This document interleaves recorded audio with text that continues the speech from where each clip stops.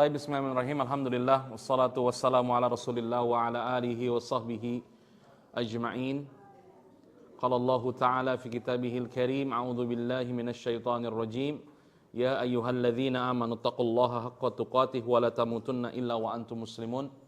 Wa qala subhanahu wa ta'ala ya ayyuhan nasu taqu rabbakumul ladzi khalaqakum min nafsin wahidah wa khalaqa minha zawjaha wa batha minhuma rijalan كثيرا ونساء واتقوا الله الذي تساءلون به والأرحام إن الله كان عليكم رقيبا وقال سبحانه يا أيها الذين آمنوا اتقوا الله ولتنظر نفس ما قدمت لغد واتقوا الله إن الله خبير بما تعملون. Alhamdulillah teman-teman rahimani wa rahimakumullah, alhamdulillah di pagi hari ini kembali kita berkumpul dalam rangka untuk belajar ilmu syar'i dengan tujuan bagaimana kita lebih melek lagi bahwa kehidupan ini ini fana. Kita ingin belajar, mempelajari apa saja yang akan kita lalui setelah kehidupan ini. Karena pernah ditanya Ali bin Abi Thalib oleh seorang tabi'in. Ali bin Abi Thalib lagi sedang jadi khalifah pada saat itu. Ali ditanya, kenapa sih sibuk banget? Ya, malam tahajud, kemudian sekarang kamu memimpin negara, nanti siang kamu sholat, sore kamu beramal lagi, malam kamu beramal, nggak ada istirahatnya. Jawaban Ali bin Abi Thalib kepada seorang tabi'in ini, dia bilang, ya akhi, perjalanan akhirat ini panjang dan butuh bekal yang sangat banyak, sehingga aku korbankan hidup yang singkat ini untuk berbekal di perjalanan yang akan datang. Itu harus menjadi motivasi kita bahwasannya hidup di dunia ini bukan melulu masalah mengisi kehidupan dunia itu sendiri, tetapi bagaimana kita siap berbekal untuk menuju kehidupan yang hakiki. Kita udah bahas di pertemuan sebelumnya bahwa apa urgensi kita belajar tentang kehidupan akhirat. Kemudian bahwa fakta manusia disiapkan untuk meninggal, bahwa manusia sudah diberitahu oleh Allah Subhanahu wa taala ada dua fase kehidupan, ada dua fase kematian. Ini semua sudah sampai kepada kita. Nah, sekarang kita akan bahas fase-fasenya lebih dalam lagi. Kita akan masuk ke alam yang memang kita saja belum mengalaminya.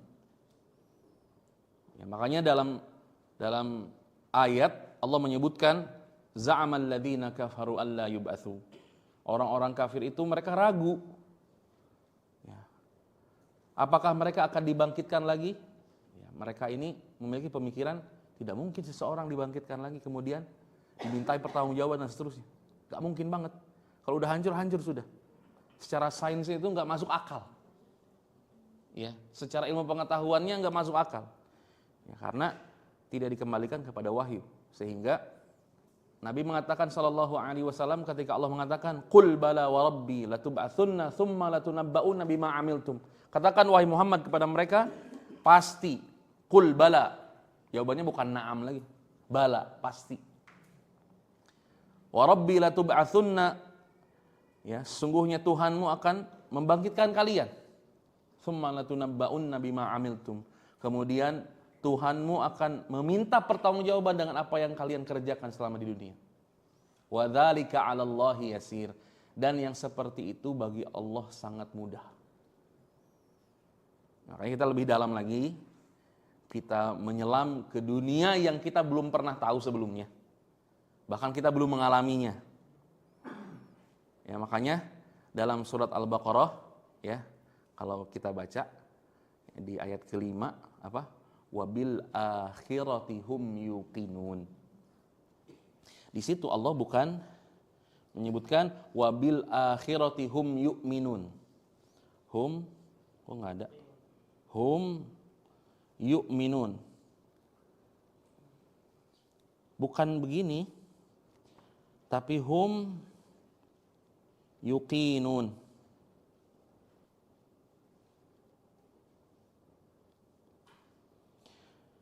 Ini percaya. Yang ini artinya apa? Yakin. Percaya sama yakin sama nggak? Hah? Percaya sama yakin sama nggak? Iya jelas sih beda ya. Percaya sama PERCA ya. Ada yang bisa jawab nggak? S1 kan ya? Klasifikasinya S1 kan ya? Ada yang bisa jawab nggak? Ada yang bisa jawab nggak? Hadiah loh.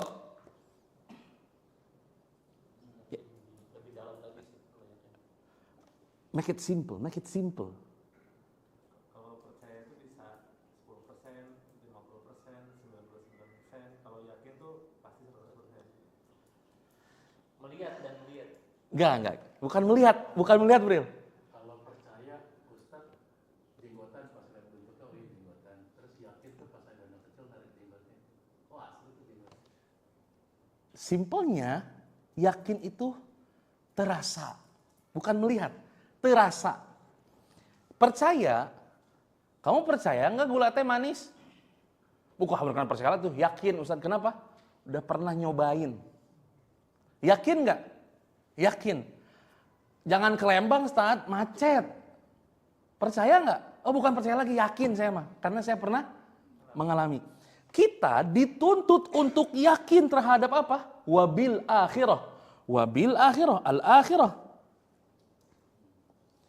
Kita dituntut oleh Allah Subhanahu wa taala yakin, bukan percaya. Kamu percaya? Bukan. Kita dituntut buat yakin, bukan buat percaya. Kita belum merasakan tapi dituntut yakin, gimana sih maksudnya? Artinya dalam keyakinan apa? Sudah pasti terjadi.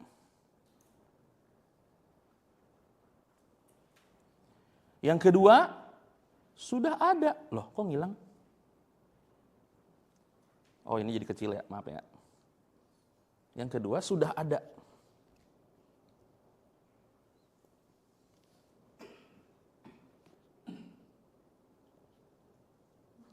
Sudah pasti terjadi, yakin. Kedua, sudah ada. Taunya dari apa? Secara nalar dan secara dalil itu sudah ada. Nalarnya di mana, Ustaz? Nabi Adam diturunin dari mana? Nabi Adam diturunin dari mana?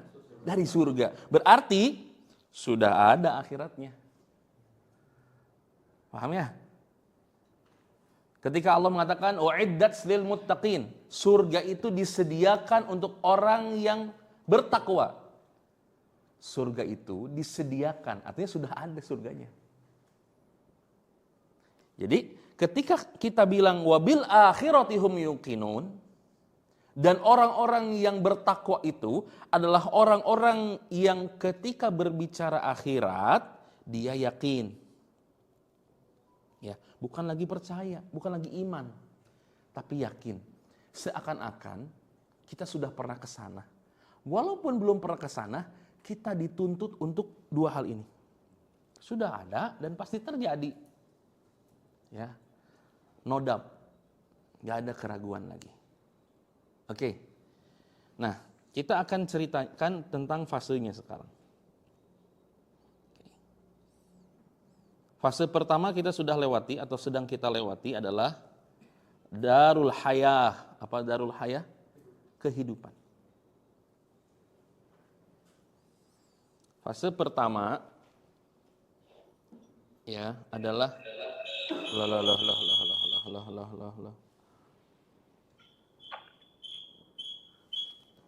dimatiin aja ya Zoom yang itunya ya. Taib. Satu, darul amal atau darul hayah. Dar al-amal atau dunia. Ini sudah dibahas di pertemuan yang lalu, ya. Kemudian yang kedua, maut. Ini sudah juga dibahas dua hal ini di pertemuan yang lalu. Kehidupan dunia, bahwa kita di dunia hanya dituntut untuk ya, darul amal, namanya darul amal. Apa? Darul amal itu tempat untuk beramal. Ya. Jadi di sisi lain kita melakukan kegiatan sebagai manusia Di sisi lain kita berkegiatan sebagai hamba, yaitu beramal.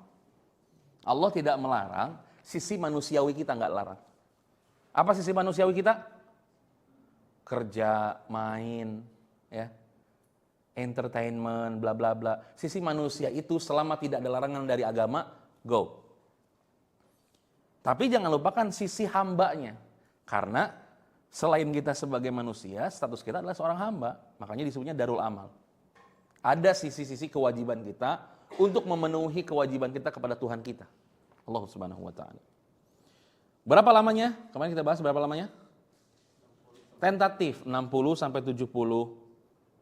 Itu juga kalau nyampe. Ini juga sudah dipotong apa? Tidur. Sepertiga hidup tidur. Sepertiga hidup tidur. Ya. Terus belum masa baligh. Kalau kita hitungan masa baligh 15 tahun aja. Berarti kalau 60 tahun teh hidupnya berapa lama? 45 tahun saja. Belum futur. Ya. Belum lagi di Dufan. Lagi di Bali, ada yang mau ke Jepang bentar lagi. Ya gimana aja pokoknya ceritanya. Itu ya. Intinya di dunia ini cuma sebentar.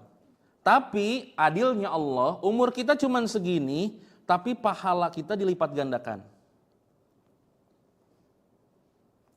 Ini yang tidak diberikan kepada umat-umat sebelumnya, karena umat sebelumnya umurnya panjang. 1.200, 500. Umat kita cuma 60. Kita cuma 60. Makanya kalau kita dengar ya, kenapa sholat berjamaah itu 27, tapi kalau ke Masjidil Haram 100.000, Masjid Nabawi 1.000. Kalau kita ngitung 100.000, Anda pernah ngitung ya waktu itu ya, kemarin kajian di Al-Ikhlas ya? Ada yang ahli matematika, nih kalau sholat berjamaah di Indonesia 25, untuk mencapai 100.000 berapa kali sholat? Hah? 4.000 kali sholat. Sehari berapa kali? Bagi 5. 800 hari. Berapa tahun? 3,5 tahun. 3,5 tahun di Indo, 1 kali sholat di Masjidil Haram. 2,5 tahun. Ya siap salah. Kakak ente salah. 2,5 tahun.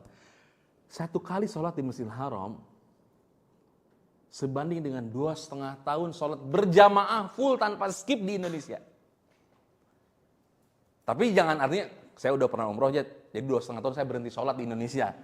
Nggak gitu dong ceritanya. Nggak gitu ceritanya. Tapi ini bukti bahwa Allah Maha Adil ketika, kenapa Ustadz zaman dulu umat 1.000 tahun dan seterusnya, kita diberikan keuntungan ini. Keuntungan di mana pahalanya lebih banyak. Lailatul Qadri khairum min alfi syahr. Lebih baik dibanding berapa? 1.000 bulan. Dibagi 12 berapa? 78 tahun, melebihi umur yang ditentukan oleh Allah Subhanahu wa taala. Ada orang yang umur 78 tahun masih segar bisa ibadah? Ada, tapi kan 1 banding sekian. Ini bukti bahwa umur kita boleh sedikit tetapi amal kita dilipat gandakan oleh Allah Subhanahu wa taala, ya. Kemudian yang kedua al-maut. Fase al-maut ini sebentar. Ya. Maut ini punya elemen namanya sakarat. Ini elemen yang nggak bisa dipisahkan dari maut. Maut ini definisinya adalah dicabutnya ruh dari jasad.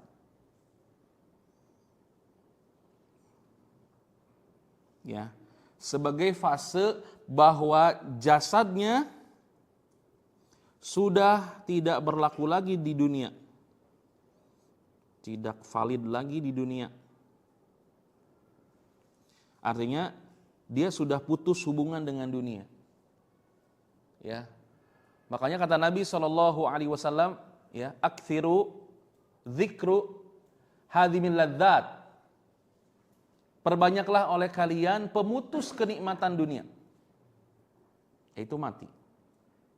Mati ini adalah si orang yang sudah mati ini, dia udah nggak valid lagi untuk menikmati semua fasilitas dunia. Dia mati.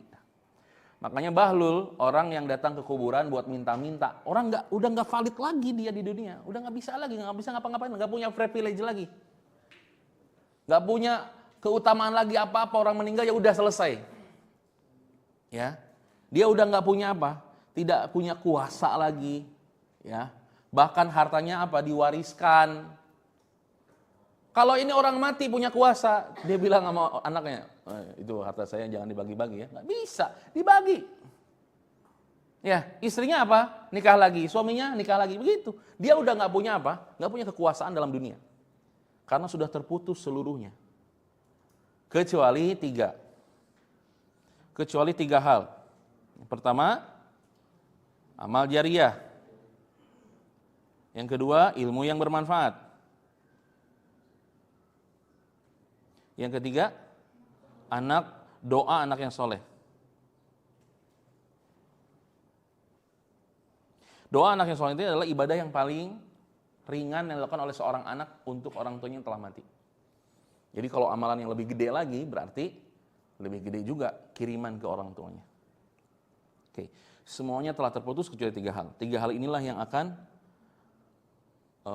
menemani orang yang mati. Sampailah dia di alam kubur. Yang ketiga nih. Ini kita singkat-singkat aja nih. Alam barzakh.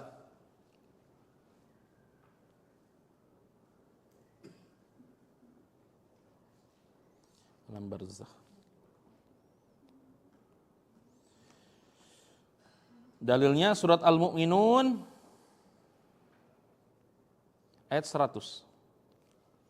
Wa min waraihim barzakhun ila yaumi yub'atsun. Kata Allah Subhanahu wa taala, dan di hadapan mereka ada barzakh sampai hari mereka dibangkitkan.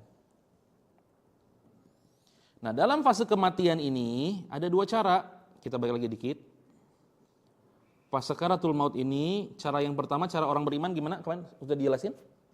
Bagaikan apa? Air yang keluar dari cawan aja ya. Kalau kendi kayak apa? Dewa mabuk gitu. Yang kedua, bagaikan kapas. Kapas yang dicabut dari duri besi. Ini akan berpengaruh kepada kehidupan barzakh. Karena dalam alam barzakh ini ada fitnah kubur dan nikmat kubur. Ada azab kubur, ada fitnahnya. Fitnahnya ini 3 pertanyaan. Siapa? Man? Ini udah panjang lebar kita bahas ya. Bagaimana kejujuran dalam beribadah kepada Allah dibahas. Kemudian ma dinuka.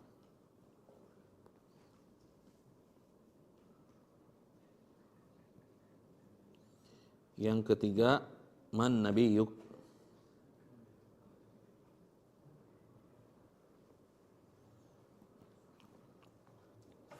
Ini berpengaruh kepada ini 3 pertanyaan ini dipengaruhi dari kehidupan. Kejujuran kehidupan. Di alam barzakh ini nikmatnya apa?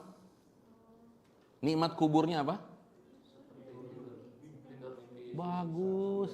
Berarti nyatet ya. Alhamdulillah. Kadang ada majelis ta'lim yang ditanya, Allahu alam tadi ya. Tidur dan mimpi. Mimpinya apa? Surga. Kalau azab kubur? Dihimpit.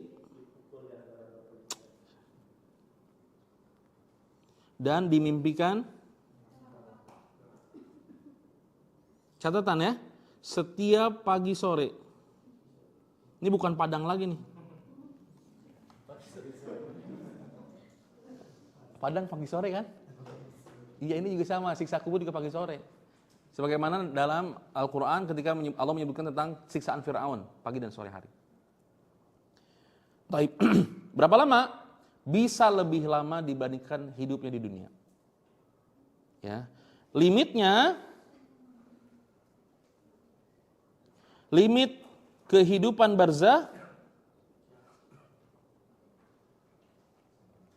sampai hari kiamat.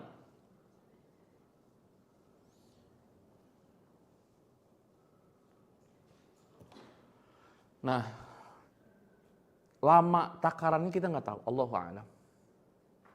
Ustaz udah menyebutkan di pertemuan yang lalu bahwa bisa jadi orang yang hidup di dunianya sebentar, di alam barzahnya lebih lama. Gitu ya. Allahu a'lam alam barzah itu seperti apa. Intinya ini sebuah alam yang Allah ciptakan sebagai gate untuk menuju akhirat. Ngeri ya? Ini beneran yang mainnya bukan akal lagi tetapi iman kita. Baik.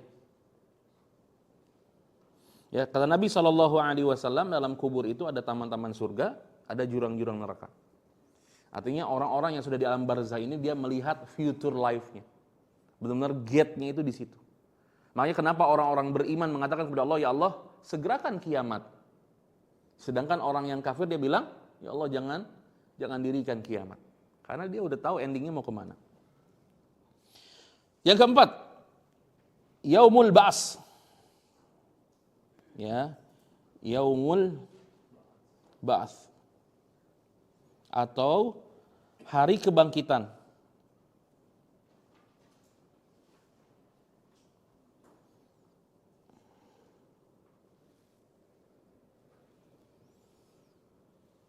Ya, hari kebangkitan ini cara yang pertama ini kita sedikit belok dulu. POV-nya ini orang mati. Sekarang POV orang hidup. POV orang hidup ya. Ya mudah-mudahan kita ada di sini. Kita ada di orang mati. Karena orang hidup POV-nya jelek. Kita tarik garis timeline orang hidup. Bayangkan pokoknya kita dikasih umur panjang deh. Biar kita, jangan kita deh, orang lain dah. Nah, jangan serem soalnya. POV orang hidup ini karena dia akan menyaksikan semuanya. Yang pertama, ya, tanda-tanda kiamat kecil. Sudah ada belum? Banyak. Apa tanda-tandanya? Apa aja? Kematian, masal. Sudah ada? Gempa. Ada? Udah ada belum? Ya. Gempa, longsor, tsunami. Ada? Ada lagi Ustaz. Gimana dong? Udah ada tanda-tandanya nih. Hah? Ini orang-orang hidup yang umurnya panjang nerima nih begini-begini. Kemudian tanda-tanda kiamat besar. 1. Wafatnya Nabi. Sudah?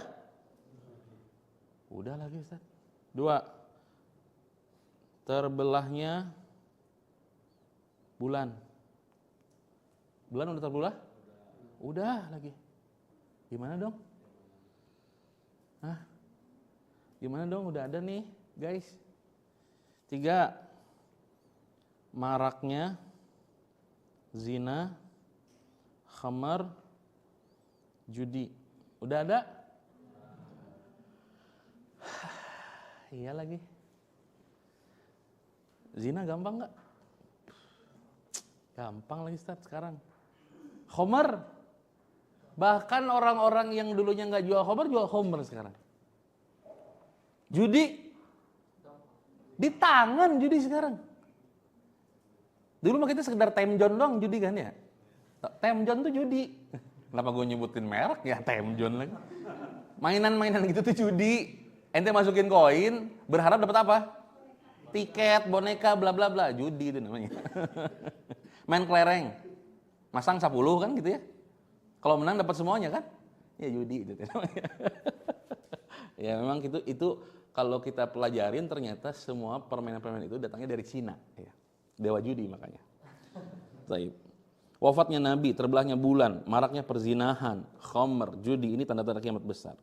Kemudian yang keempat, ini terbebasnya Syam atau Al-Aqsa. Jadi kalau Al-Aqsa terbebas, ya kiamat gede. Sampai mana Daus lagi di bawah ya. Jadi semua ini tuh mengarah kepada ke kiamat, yang ngarah kemana lagi? Ya udah tuh Palestina jangan merdeka aja gitu ya, biar kiamatnya mundur gitu, nggak bisa. Lambat laun Al-Aqsa ini akan kita rembut, akan merdeka lagi. Bahkan sebagian ulama bilang Al-Aqsa pernah merdeka di masa siapa? Umar bin Khattab. Dan itu sudah terjadi. Ya.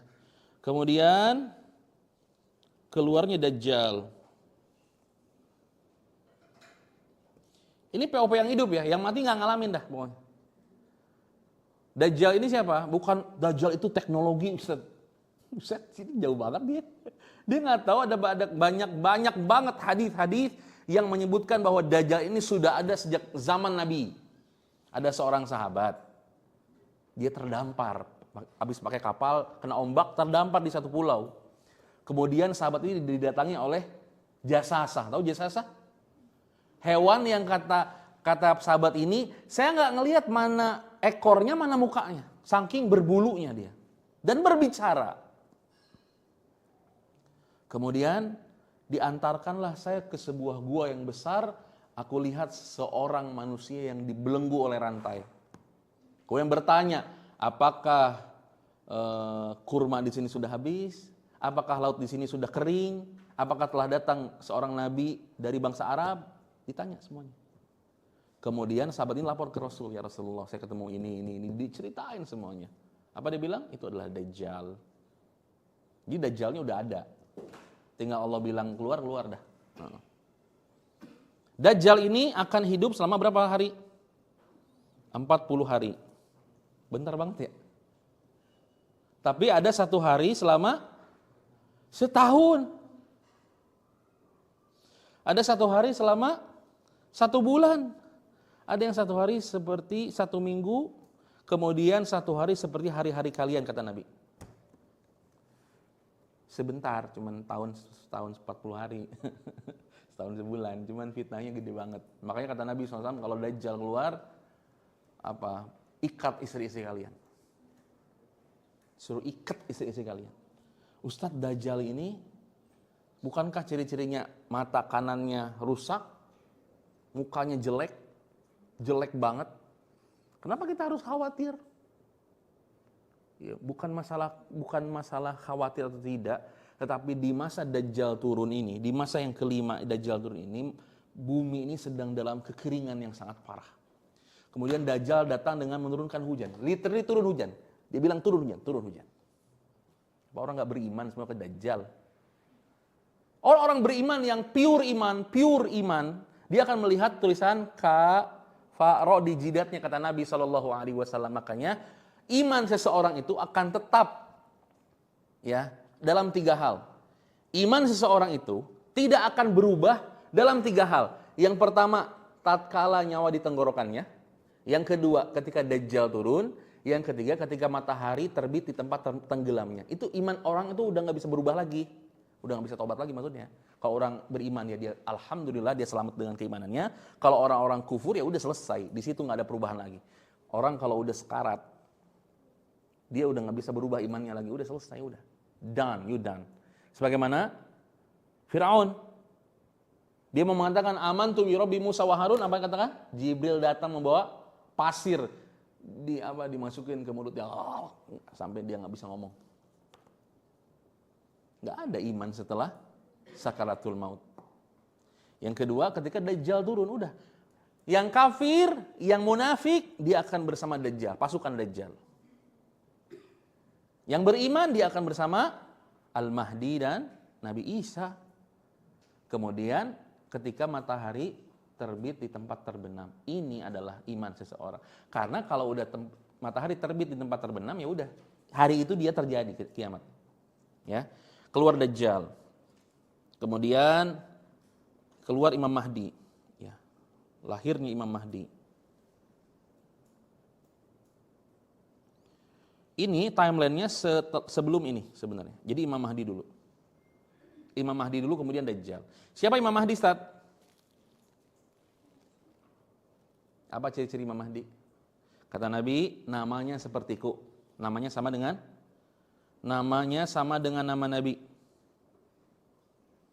Termasuk nasabnya.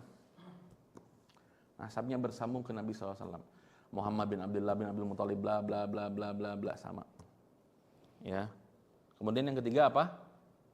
Dari bangsa Arab.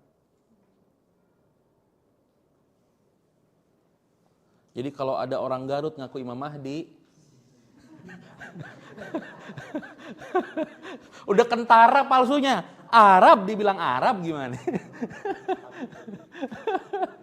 Ya Habib. Turunan Nabi. Jadi kalau ada yang ngaku orang Cika Thomas, nggak valid lah. Dan Imam Mahdi ini akan menjadi pemimpin seluruh kaum muslimin. Imam Mahdi ini akan menjadi pemimpin seluruh kaum muslimin yang akan didampingi oleh yang ketujuh, turunnya Nabi Isa.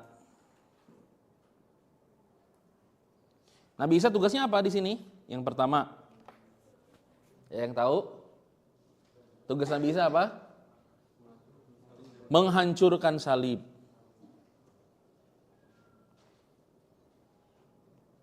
Yang kedua, membunuh babi. Kemudian yang ketiga, membantu Imam Mahdi. Kata Nabi SAW, di Damaskus nanti akan keluar Nabi Isa. Damaskus di mana? Syria, Menara Putih. Akan turun Nabi Isa. Dikala semua orang sholat subuh, kemudian Nabi Isa disuruh untuk mengimami sholat. Kemudian Nabi Isa menyuruh Mahdi untuk mengimami sholat. Artinya Nabi Isa tidak bawa syariat apa-apa. Nabi Isa ikut dengan syariat Nabi Muhammad SAW. Ini bentuk pengagungan Nabi Isa kepada Nabi Muhammad SAW. Nabi Isa turun lagi ke dunia. Kenapa orang Kristen bilangnya El Mesiah? Itu juru selamat. Padahal juru selamatnya buat siapa? Buat kita, maaf ya. Maaf gitu loh ya. Jadi di pemahaman Nasrani juga Nabi Isa akan turun lagi. Dan itu menandakan tanda kiamat. Serius ini. Ya, saya belajar teologi juga. Jadi Nabi Isa itu akan turun versi mereka sebagai juru selamat mereka. Melawan siapa? Dajjal. Sama banget. Cuman di kita lebih valid. Kenapa Ustaz di kita lebih valid? Karena bagi mereka Isa itu disalib. Kalau disalib turun lagi, gimana sih caranya? Kan disalib nih. Disalib. Kering dong. Ngerti nggak? Disalib. Kering dong. Dikubur dong. Kalau disalib, kering, dikubur. Harusnya bukan turun, tapi apa? Bangkit dari kubur.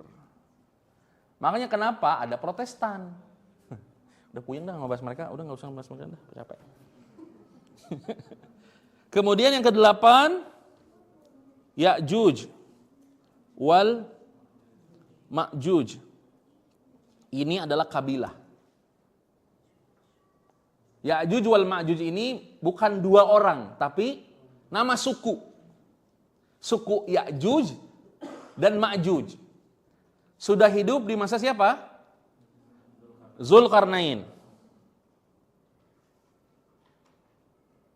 Zulkarnain artinya apa? Yang memiliki dua tanduk. Kalau orang bule bilangnya Alexander the Great, Alexander the Great. The Great. Ada nggak pernah dengar kisahnya? Ya dialah yang mengarungi lautan, menghancurkan monster-monster. Alexander the Great. Versi Al-Quran yang lebih valid tentunya, satu kaum ngadu sama Zulkarnain. Zulkarnain ini raja. Yang lebih dekatnya raja bukan nabi, karena tidak dimasukkan oleh Ibnu Katsir di urutan para nabi. Ya, Yang nabi itu Dzulkifli, nabi. Tapi kalau Dzulqarnain raja. Ya.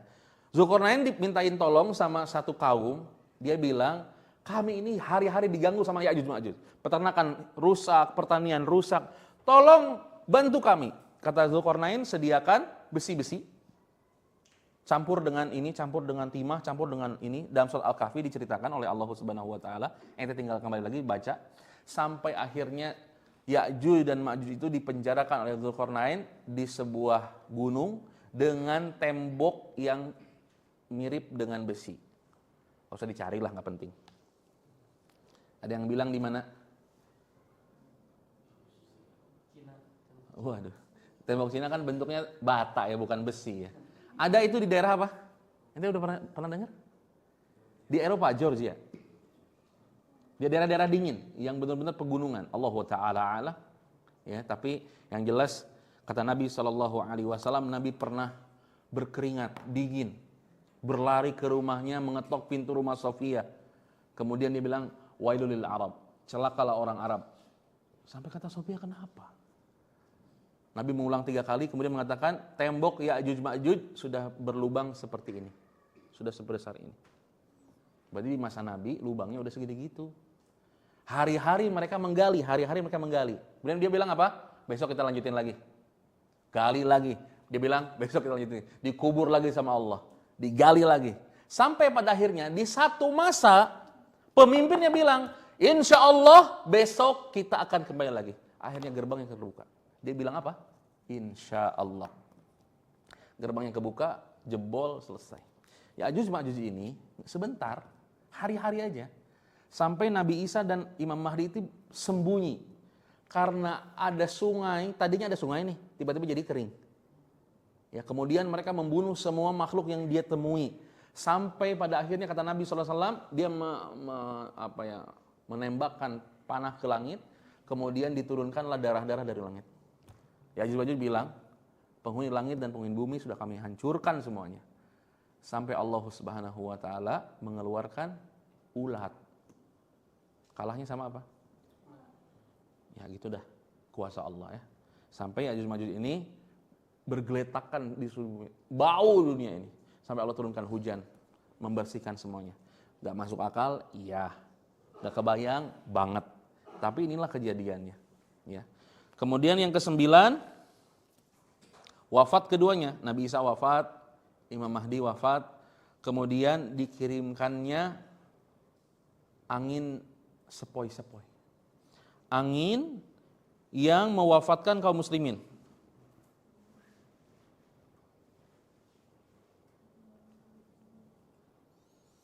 Seluruh kaum muslimin wafat. Dikirim angin sama Allah, kemudian wafat semuanya. Tersisa orang-orang terburuk saja. Sampai yang ke-10, api yang menggulung dari Yaman.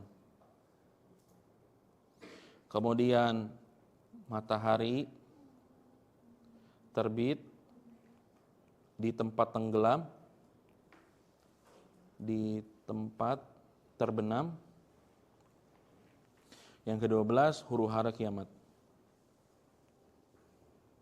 Apa huru-hara kiamat? Gunung meletus, gunung terbang, bumi retak, lautan ke bumi, lautan mendidih, tsunami, langit dibuka, bintang-bintang berjatuhan, intinya ini semua hancur, semua hancur. Ini huru-hara kiamat.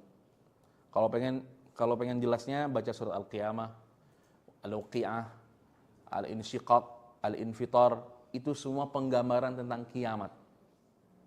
Ya. Yang paling pendek penggambaran tentang kiamat adalah Al-Qari'ah. Al-Qari'ah, mal Qari'ah, wa ma adraka mal Qari'ah, yauma yakunun nasu kal farashil mabthuth. Manusia bagaikan kapas berterbangan. Wa takunul jibalu kal ihnil manfus. Gunung-gunung berterbangan kayak laron. Ya ini bayangin terjadi gitu loh. Ya. Ya. Ada ledakan. Wah, udah deh. 2012 mah lewat dah. Intinya ini POV orang hidup. Ya, ada sekian kejadian. Dan ini harus diimani. Ya. Ini bagian dari iman kepada hari kiamat.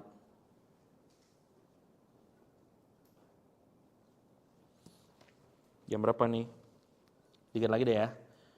Nah, di sini di huru hara kiamat adalah trompet pertama, tiupan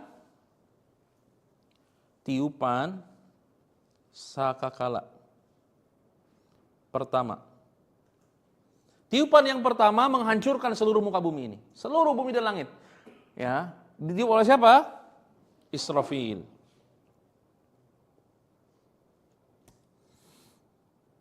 Israfil itu malaikat yang paling dekat dengan Allah Subhanahu wa taala. Matanya tidak pernah berpaling dari wajah Allah. Matanya tidak pernah berpaling dari wajah Allah, mulutnya tidak pernah jauh dari trompetnya. Kalau Allah bilang tiup, tiup. Everything happen, udah. Tiupan pertama menghancurkan seluruhnya. Semua makhluk gak ada yang tersisa.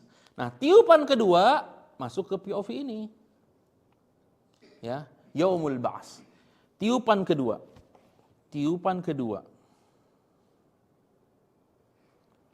Udah. Ini ngebahas gini kepala mau pecah nih. Luar biasa ya. Kita cuma contekan catatan-catatan kecil aja nih. Dalilnya surat Al-Mu'minun ayat 15-16. Banyak sebenarnya dalilnya. Cuman kita ambil yang gampang-gampang aja. Tsumma innakum ba'da dzalika lamayyitun, tsumma innakum yaumal qiyamati tub'atsun. Ya, kemudian sudah itu kamu pasti akan mati kata Allah. Lalu pada hari kiamat kamu akan dibangkitkan. Ya. Yauma yab'atsumuhullahu jami'an. Pada hari itu kalian akan dibangkitkan oleh Allah seluruhnya. Nah, dalam hari kebangkitan ini manusia, kata Nabi SAW, ya, dalam hari kebangkitan ini, pada tiupan kedua ini, bermacam-macam cara bangkitnya. Tetapi cara bangkit secara umum bagaikan tanaman. Bagaikan tanaman yang tumbuh dari dalam tanah. Keluar gitu ya. Kemudian ada beberapa cara dibangkitkan. Cara manusia dibangkitkan. Ini kita bilang yang dalam hadis ya. Yang pertama, dalam keadaan berihram. Ini siapa? Orang yang wafat ketika berihram, haji dan umroh. Bahkan dalam perjalanan haji, perjalanan umroh. Perjalanan on the way haji ya, bukan habis umroh terus main di mana gitu terus meninggal. Ini beda cerita ya ini. Ya. Iya lagi saya mau ulang lagi. Jangan dibahas malu. Ya. Dalam keadaan berihram, dalam keadaan on the way menuju umroh atau haji, wafat, dia dibangkitkan dalam keadaan berihram, memakai kain ihram. Yang kedua, dalam keadaan bersimbah darah. Siapa ini?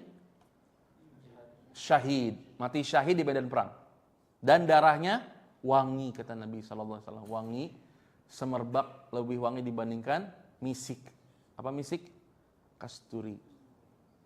Yang ketiga, dalam keadaan wajahnya hancur. Siapa ini?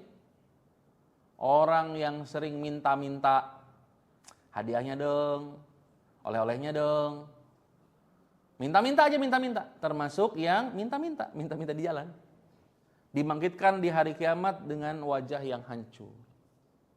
Orang yang sering minta-minta ya, padahal dia punya.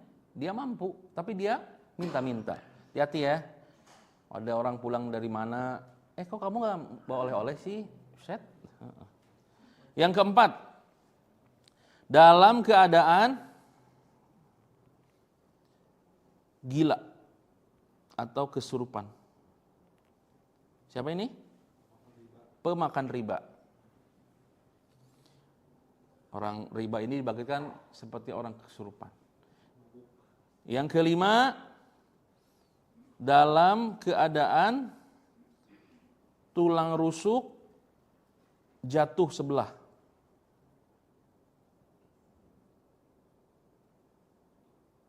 Siapa ini? Orang yang poligami dan gak adil. Semacam kan, laki-laki udah. Ya, dibahas lagi Ustaz. Orang yang poligami terus gak adil dibangkitkan di hari kiamat dengan keadaan tulang rusuk yang jatuh sebelah. Dengdek. Kita lempeng na. Rai eta poligami tapi teu adil gitu. Nu normal berarti pamajikanna hiji kanyahoan. Ini keadaan-keadaan khusus ya. Allahu alam ada dalil yang lain tapi yang ana catat hanya 5 saja. Jadi ada keadaan-keadaan khusus di mana dibangkitkannya spesial seperti ini. Sisanya normal. Normal itu yang pertama telanjang, kemudian belum disunat, tanpa alas kaki. Ya, mode ya factory reset, benar-benar factory mode gitu ya. Default setting aja udah, manusia default setting tuh begini. Telanjang, belum disunat, tanpa alas kaki. Ya, semuanya. Ustaz, ntar kita tengok-tengokan dong, Ustaz. Hah? Boro-boro. Kita dibangkitkan di tempat antah berantah yang tidak tahu apa ini, lagi ngapain, kejadian apa, kecuali orang-orang yang diberikan taufik oleh Allah. Tahu bahwa ini tuh hari kiamat. Makanya ada fase selanjutnya. Ini udah selesai nih. Makanya nyambung ke fase yang kelima. Kan tadi keempat yaumul ba'as. Sekarang ya al-mahsyar. Apa itu mahsyar? Kalau kita bilang padang ya, padang mahsyar. Padang itu artinya luas gitu, lapangan yang luas. Bukan padang payakumbuh, bukan. Set dah lapar. Ya. Dalam surat Az-Zumar ayat ke-71.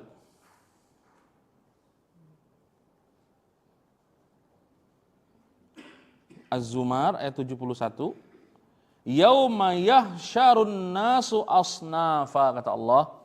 Pada hari itu manusia dikumpulkan dalam keadaan berkelompok-kelompok. Nah, disinilah tadi Ustaz lihat-lihatan enggak? Enggak lah. Semua khawatir. Makanya ada tenggelam dengan keringat. Ada yang tenggelam sampai mata kaki, tenggelam sampai ke lutut, tenggelam sampai ke dada, tenggelam sampai ke telinganya.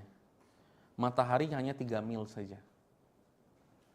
Bayangin di satu tempat seluruh manusia dari hari pertama Allah ciptakan dunia ini sampai hari terakhir Allah hancurkan, ada semuanya. Makanya kalau kita lagi ngerenung nih, antum coba kalau antum umroh merenung aja. Diam aja. Habis sholat ngelihat aja dari satu jendela aja di Masjidil Haram, kemudian ngelihat orang di bawah aja. Sebanyak itu hari ini di satu tempat saja di Masjidil Haram sebanyak itu manusia. Lalu lalang kita nggak kenal, ribuan jutaan orang di seluruh dunia ada di situ. Yang kalau kita kalkulasi ada meterannya, kalau udah mulai ditutup-tutup itu 500.000. Sebanyak itu 500.000. Belum lagi besoknya lagi, belum tahun kemarin. Allah Ta'ala alam. Kalau kita nge-record berapa jumlah manusia hari ini? Secara kata si Google berapa sekarang? Jangan dunia deh. Kita aja sampai 280 juta kan? Orang semua ini 280 juta. Nah, yang sekarang 7 miliar. Buset dah. Ini teh 2025. Ada yang tahu nggak tahun Nabi Adam dilahirin tanggal berapa? BC-nya. Banyak banget manusia ya. Banyak banget manusia. Di sini kita berpikir, kita urutan keberapa? Di hari Al-Mahsyar ini kita urutan keberapa? Dari 7 miliar aja kita urutan ke Allahu a'lam. Urutan kita keberapa? Nggak tahu. Every day ada yang mati, every day ada yang lahir, setiap hari, setiap detik bahkan. Ya kita nggak tahu tempatnya di mana. Ya. Dan ini akan ya naik turun, fluktuatif kan? Naik turun, naik turun, naik turun. Di sini katakanlah 8 miliar aja udah banyak banget. Katakanlah 8 miliar berkumpul semua di mahsyar. Ngitung 1 sampai 8 miliar capek kan ya? Ente ngitung 1 nih sampai 8 miliar capek nggak kira-kira? Ya Allah. Kalian nunggu bikin perpanjang pajak pernah di Samsat? Antrian 60, ya Allah baru 60, ya Allah. Ngelihat kartis 120, capek nggak? Buat ngapain? Bayar pajak kendaraan doang. Nanti di Yaumul Mahsyar ini ngapain? Hisab. Yang keenam ada hisab. Wal mizan. Allah akan hadirkan timbangan dan perhitungan. Satu orang, satu kali hidup, rata-rata hidup 60 tahun. Coba bayangin itu. Yang 8 miliar ini 60 tahun. Berapa lama satu orangnya? Buat dihisab berapa lama? Itu kenapa tadi Ustaz, gak mungkin orang keringetan sampai ketutupan semuanya, sampai tenggelam dengan keringatnya. Bisa aja. Tiap orang yang dilihatkan mizan, apa? Dipertontonkan seluruh amal. Kemudian mulut dikunci dalam surat Yasin kan ya? Yang berbicara apa? Tangan, kaki, mata, semua bicara. Bersaksi di hadapan Allah Subhanahu wa taala. Ya. Wa may ya'mal mithqala dzarratin khairan yarah, fa may ya'mal mithqala dzarratin khairan yarah, wa may ya'mal mithqala dzarratin syarran yarah. Faman khaffat mawazinuhu fa huwa fi 'ishatin radiyah. Faman saqulat mawazinuhu wa man saqulat mawazinuhu fa ummuhu hawiyah. Lihat bagaimana di sini semuanya akan dimintai pertanggungjawaban. Ya. Nomor 7 nih udah serem nih. Nungguin kita. Yang paling cepat siapa? Orang miskin. Gak punya apa-apa, paling utama, paling depan. Siapa Abul Masakin? Siapa Abul Masakin? Rasul sallallahu alaihi wasallam yang pertama kali dihisab. Rasul pertama kali yang masuk surga. Oke. Nah, ada yang skip satu. Di sini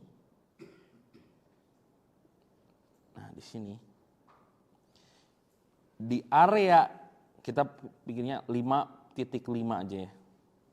Ada al-haud. Apa al-haud? Telaga. Telaga Nabi namanya apa? Al-Kautsar. Siapa yang minum di telagaku, kata Nabi SAW, tidak akan merasa kehausan selamanya. Ntar, bukan ke-6, belum ke-6. Jadi 5.5. Dan semua umat di sini yang diakui, yang ditolak.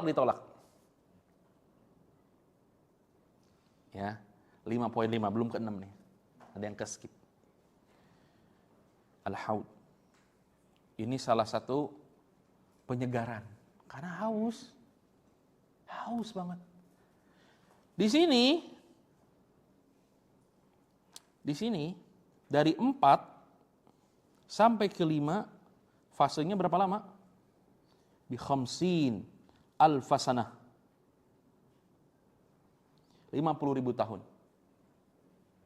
Fase dari dibangkitkan sampai dikumpulin, nungguin mizan, nungguin hisab itu 50.000 tahun. Haus gak kira-kira ente nunggu 50.000 tahun? Matahari di atas kepala. Makanya kenapa para ulama tuh ngelihat begini ini, makin soleh dia. Kalau kita, Allahu a'lam. Ada 1, 2, 3, 4 poin lagi, tapi ntar aja ya. Kita sampai sini dulu. Ada part 3 yang dulu. Lanjut part 3 udah kayak ini apa? Konten kreator. Oh, trilogi. The trilogi ya. Jadi di sini kita udah mulai ngerasa iya gitu. Segitunya, Tat. Siapa yang percaya? Orang belum kejadian, gak ada yang testimoni. Ada yang testimoni? Ada yang pernah kasih kabar testimoni ini? Gak ada. Semuanya by dalil saja. Dan kita nih, kita semua tidak boleh bercerita tentang hal ini kecuali berdasarkan dalil. Hal-hal ini tidak boleh dijadikan komoditi omong kosong, nggak boleh. Direkayasa, dimodifikasi, nggak boleh. Hal-hal yang gaib, yang belum datang, belum terjadi, ini tidak boleh direkayasa, harus sesuai dengan apa yang disampaikan oleh Allah dan Rasulnya saja. Kalau ada orang yang merekayasa ini, terjadinya kapan, tanggal berapa, bulan apa, itu sudah dipastikan bohong. Ada yang tahu Dajjal turun kapan? Pernah ada yang cerita? Anak yang dibunuh Dajjal katanya udah lahir gitu. Imam Mahdi udah ada katanya begitu. Dukhon udah. Dukhon dipastir katanya. Orang pipa bocor gimana sih? Dukhon itu adalah hutan terbakar di Kalimantan. Bab, jujur bukan? Aneh banget kan orang begitu ya. Intinya semua yang terjadi di sini, yang belum terjadi, hal-hal yang gaib yang kita pelajari sekarang harus berdasarkan apa yang dikatakan oleh Rasul dan Allah Subhanahu wa taala dan Rasulnya saja. Saya, para dai, termasuk kita menukil dari para ulama, tidak berani menafsirkan ini itu tentang hari kiamat, nggak berani. Apa yang datang dari lisannya begitu, ya udah begitu aja. Nggak boleh ditakwil lagi. Kayak Dajjal itu start internet. Internet kan cepet, 5G. Nah, kebanyakan nonton YouTube makanya gitu tuh. Gaulnya sama kitab makanya. Ya. Kebanyakan nonton YouTube terus voice-nya voice apa? Voice AI. Inilah gitu. 7 lah. Udah jelas hoax gitu ya. Ya. Jadi semua yang belum terjadi, hal-hal yang gaib ini dikatakan valid kalau keluar dari Al-Qur'an dan hadis. Ya, sahih. Manusia atau ulama sekalipun tidak bisa mentakwil, mengira-ngira kapan terjadinya dan seterusnya. Ya, Nabi saja, orang yang diberikan kabar ini, Nabi nggak tahu. Nabi cuma dibocorin 1 hari, namanya hari Jumat, udah itu aja. Jumat kapan? Oh alam. Ya, Dajjal turun, Nabi nggak tahu kapan. Ya'juj Ma'juj bebas, Nabi nggak tahu kapan. Nabi Isa turun, nggak tahu. Cuma Nabi cuma tahu letaknya aja, letaknya di Damaskus. Sudah gitu aja. Kalau Dajjal turunnya di Khurasan, di mana? Di Iran. Gitu aja udah. Nabi cuma bilang gitu aja. Tapi kapan dan seterusnya, Allahu a'lam. Kalau antum terima satu informasi dari seorang ustaz tentang kapan terjadinya dan dia tahu, bohong. Itu bohong. Ya. Karena dari kitab-kitab yang kita baca nih, tidak ada satu kalimat pun, bahkan kelasnya Imam Ibnu Katsir. orang yang menafsirkan Al-Quran tidak pernah keluar satu kata pun, satu tanggal pun, satu bulan pun tentang kemunculan tanda-tanda kiamat. Gak ada. Bahkan eyangnya tafsir Quran, Ibnu Abbas, dia gak pernah bilang apapun tentang tanggal, bulan, dan seterusnya. Intinya mereka pun tidak berani tentang mentakwil atau mengekstraksi lagi informasi ini menjadi lebih detail dan seterusnya. Paham ini enggak?